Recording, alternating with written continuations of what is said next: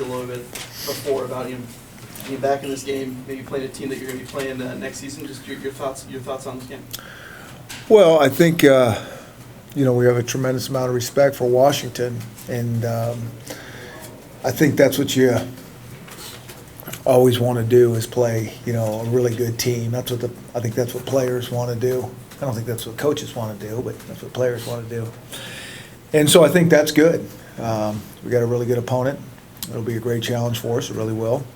And we're excited to be playing them. Did what if any reservations? What reservations would you have about playing a team twice in a row like this? Well, just that. I think that's a little awkward. But it is what it is. I mean, doesn't matter if it's your regular season schedule, whatever. It never works out exactly probably how it should. But how much will that affect next year's game, you think, having seen each other and seen the schemes and all that kind of stuff? Yeah, I don't know. I have no idea. I really don't. And maybe that's kind of the beauty of it. I don't know. They probably know better than we know because they did it with Nebraska, a couple games in a row. But I don't have any idea. Have you gotten to, they don't play a lot of weeknight games or whatever. Have you seen them play much at all this year? No, not a lot. I've seen them a couple times for, not a whole game or anything like that. But I know they got a young team that's getting better at all times, and I have heard that next year is their year, or now is their time. Just because we are playing them next year. So I heard those things through the grapevine. So Obviously a familiar face on that sideline. What do you think about going head-to-head with Justin? yeah, I don't want to talk about him. No, I don't really have an opinion on that. I don't. I mean, I played a lot of people that we've been close to, and you just play the game. I mean, other than that, once the game starts, you don't even kind of think about that. And really, you don't even think about it much even up to the game. I mean, we'll think about it maybe a little bit more because we may see them around when we're down there. But other than that, it's not a big deal. You like the matchup with the Pac-12, the idea that you get a chance to play something from that conference? Yeah, definitely. Without question. I mean, those are the people that we're always running into out here in the West. And so I think that's great. Like I said, I think our players appreciate and enjoy that. Sorry, back to Justin for a second. Yeah. How much communication has there been over the last few years between your defensive guys and him? I know you guys always try to talk to other staffs. Yeah, no, not that much. I mean, we talk to him, but more as a friend than any football type stuff. Coach K and those guys might have spoke a little bit more about football, but more just kind of friend stuff. Have you been able to follow what he's been able to do, whether it's Tennessee or this year at Washington? Yeah, I mean, obviously. I mean, you keep up on that, and he's a darn good coach, so things are going to, wherever he is, they're going to play good defense without question. Knowing a guy as well as you might know him, is there a danger of maybe overthinking it? Mind games, I think he'll probably try to do this or anything else like that? I don't know. I mean, the only thing I know is if it's, whatever the situation, he's going to blitz, because that's all he does. Just kidding. No, I don't think so. I think you study tape and you study tendencies, and then everybody throws their wrinkles in for the game, and and you play it accordingly. You play the odds the best you can, and coaches, you're just trying to cover your bases. If they do that, if they do this, and you go with it. Do you still have, the way that you guys have been able to handle business down there 2 years in a row, done a good job of it. I know there's always a little bit of concern, balancing, having fun with the bowl preparation. I mean, do you still have that? Do you always have that worry? Well, yeah, sure. And, we talk to our guys long and hard about it, how to go about this, how to have success, how to have fun, how to enjoy it, and just really how to do it properly. And, the guys have been great the last couple of years, and hopefully we continue that process.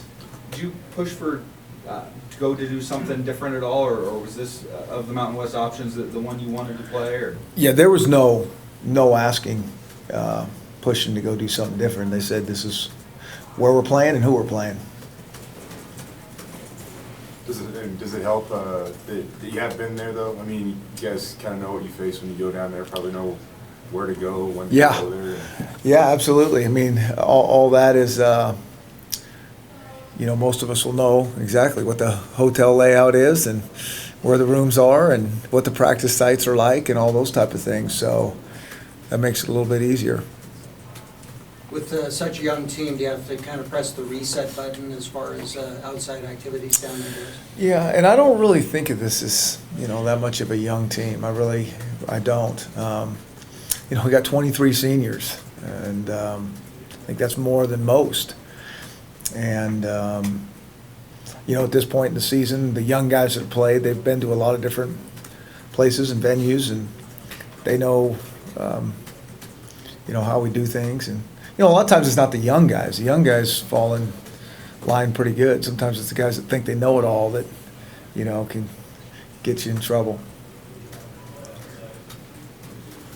You had the, some of the team awards yesterday, and I know we don't get asked much about the guys who were redshirting. Can you talk about maybe some of those guys that, that kind of stood out? Yeah, well, we think we have a good, younger class, some guys that redshirted, and I think we played, it was 4 guys out of that class that, probably that are played as true freshmen, and so we like that crew. I think there's going to be some good players in there. I think there's no question there's going to be some guys that have to make an impact next year, and we'll just see how it goes in the off season.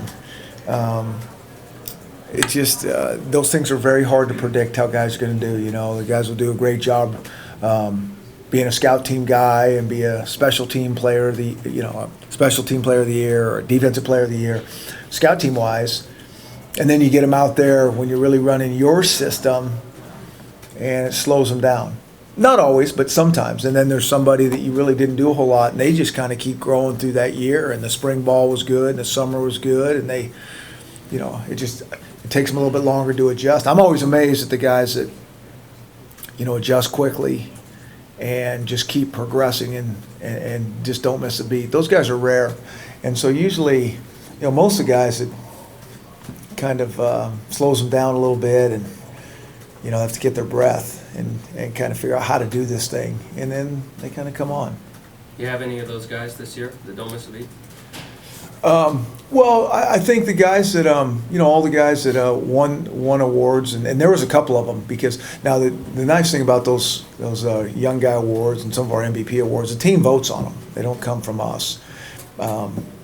And most of the time we would concur with their decisions. But, the Chris Santini's and Ben Weaver, and Nick Patty, and Chancellor James, all those guys won awards. Those guys have done pretty darn well. I mean, those are the kind of guys we're talking about that really, they haven't missed a beat too much. But when they get back from Christmas, then it really starts for them, But they've given great effort. They've been pretty focused. They're doing what we ask them to do, and so we'll see if they can do our stuff when we get them back. Nick was in a little bit different situation than your traditional true freshman quarterback because he came in and actually tried to compete for the job, whereas most guys just come and know they're redshirting. How did you see him sort of approach what he had to do for you this fall? Yeah. It was really, really great for him, I think, to be able to come in and compete and really try to learn the system and get his feet wet. And then just, we decided to redshirt, go over there and do the scout team stuff. But he is an awesome, awesome person. I mean, we just all the coaches, I think his teammates, everybody likes being around him. He's just a great guy. We also obviously like him as a player. But I think that's the thing that really has jumped out to me so far about Nick is that, he's just got that it factor as a person. Now, hopefully he's got that it factor as a quarterback, and then we really got something going. But, I mean, obviously he does have good talent. I mean, we've seen that from a long time when he was in high school, and we haven't been disappointed since he's been here. And it'll be good to see him go for real now that he's had all this experience under his belt. Because a little bit different than just coming in and redshirting from the start. I mean, he's already been through a spring ball, so it'll be good. So players vote on MVP. They went with JC as the defensive MVP, and I think some people might have thought DeMarcus or DeMar, but they went there. What stood out about JC this year? Well, and that's the thing that I like about it is most of those awards, there's a couple of them that the coaches choose, and they're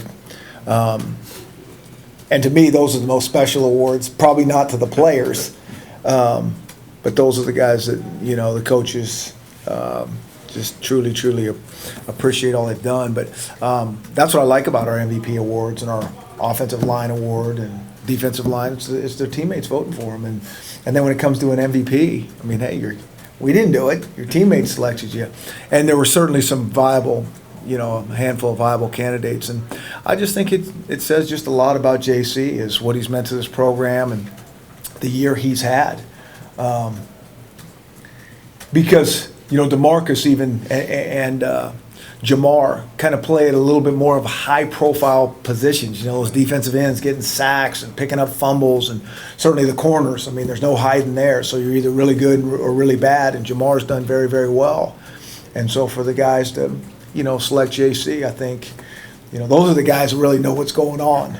And I think it's just a tribute to the career and the season he's had. And leadership enters in too, as well. Absolutely.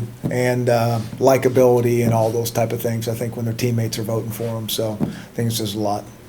Can you talk a little bit about the growth of the program and the fact that you win 10 games this season, people still call it a rebuilding year?